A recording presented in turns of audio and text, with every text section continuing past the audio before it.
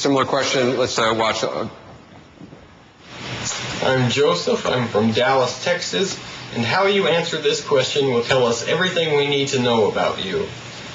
Do you believe every word of this book? And I mean specifically this book that I'm holding in my hand. Do you believe this book? I think we got his question. Mayor Giuliani? Well, do I need to help you out, Mayor, on this one? What was it? I said, do I need to help you out on this one here? You want me to help you out? Wait a second. You're the minister. You're going to help me out on this. I'm trying to help you out. Okay. The reality is, I believe it, but I don't believe it necessarily literally true in every single respect. I think there are parts of the Bible that are interpretive. I think there are parts of the Bible that are allegorical. I think there are parts of the Bible that are meant to be interpreted in a modern context. So, yes, I believe it. I think it's the greatest book ever written. I read it frequently. I read it very frequently when I've gone through the bigger crises in my life, and I find great wisdom in it. And it does define, to a very large extent, my faith.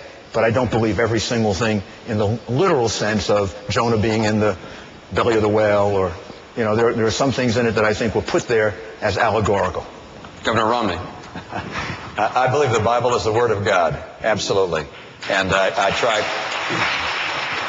try to live by it as well as I can, but I miss in a lot of ways. But it's a guide for my life and for hundreds of millions, billions of people around the world. I believe in the Bible. Does that mean you believe every word?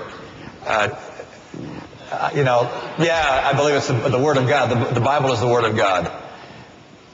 I mean, I might interpret the word differently than you interpret the word, but I read the Bible, and I believe the Bible is the Word of God. I don't disagree with the Bible. I try and live by it. Governor Huckabee?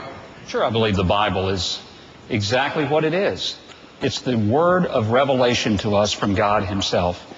And the fact is that when people ask, do we believe all of it, you either believe it or you don't believe it. But in the greater sense, I think what the question tried to make us feel like was that, well, if you believe the part that says, go and pluck out your eye. Well, none of us believe that we ought to go pluck out our eye.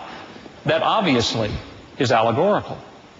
But the Bible has some messages that nobody really can confuse and really not left up to interpretation. Love your neighbor as yourself. Inasmuch as you've done it to the least of these brethren, you've done it unto me. Until we get those simple, real easy things right, I'm not sure we ought to spend a whole lot of time fighting over the other parts that are a little bit complicated.